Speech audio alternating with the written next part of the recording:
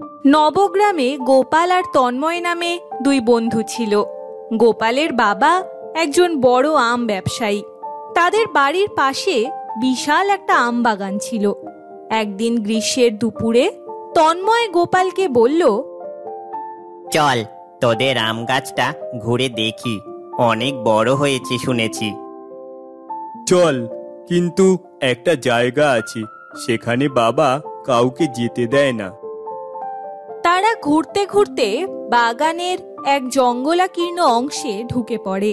সেখানে বিশাল আকৃতির এক আম গাছ ছিল। এই আমগুলো তো আমি আগে দেখিনি। বাবা তো কখনো এগুলোর কথা বলেনি আমাকে। এই আম বিক্রি করলে তো অনেক টাকা আসতো। গোপাল এমন ভাবতে শুরু করে, তখনই হঠাৎ বাগানের মালি ছুটে আসে। না না বাবু, ওদিকে যেও না, নিষেধ আছে। তোমার বাবা কাউকে ওদিকে যেতে দেয় না। কিন্তু মালি কাকু, কেন? আমি ওসব জানি না বাবু, আমি নিজেও কখনো সেখানে যাইনি। এই কথাগুলো শুনে তারা ফিরে আসে। কিন্তু গোপালের মনে কৌতূহল জন্মায়। রাতে সে ঘুমাতে পারে না। শেষমেশ ভোরবেলা একা একাই সে বাগানের সেই গভীর অংশে ঢুকে পড়ে। সেখানে সে দেখে একটি বিশাল আকারের আম পড়ে আছে। হঠাৎ সেই আম কাঁপতে থাকে, আর তার ভেতর থেকে বেরিয়ে আসে একটা বিশাল কালো বিষাক্ত সাপ। কে তুমি? আমি গোপাল, এই বাগানের মালিকের ছেলে। তোমার বাবা কথা রাখেনি, এখন আমি তোমায় গিলে ফেলবো। কিন্তু কেন? আমার বাবা কি করেছে?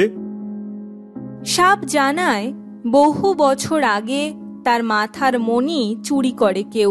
তখন সে গোপালের বাবার কাছে সাহায্য চায়, কিন্তু গোপালের বাবা আর ফিরে আসেনি। সেই অভিশাপে পুরো বাগান জঙ্গলে পরিণত হয়। তুমি যদি দুদিনের মধ্যে আমার মণি ফিরিয়ে না আনো, তোমার পুরো বংশ ধ্বংস হয়ে যাবে।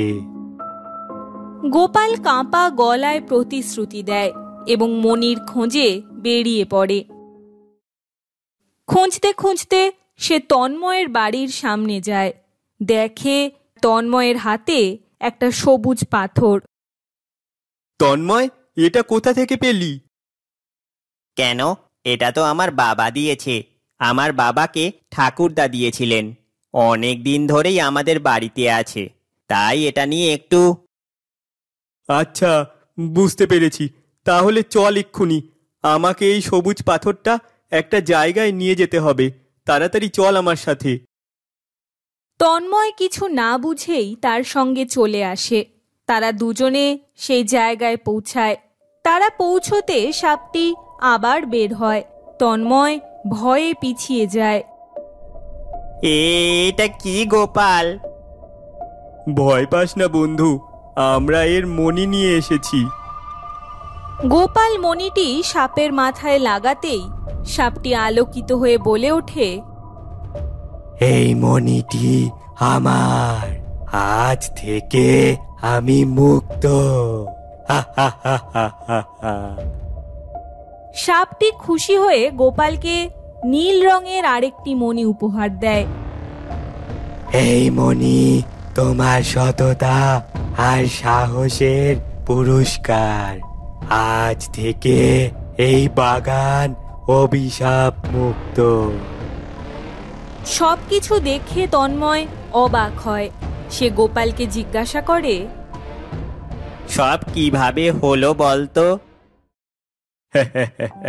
একদিন বলবো বন্ধু, আজ শুধু তোকে ধন্যবাদ জানাই।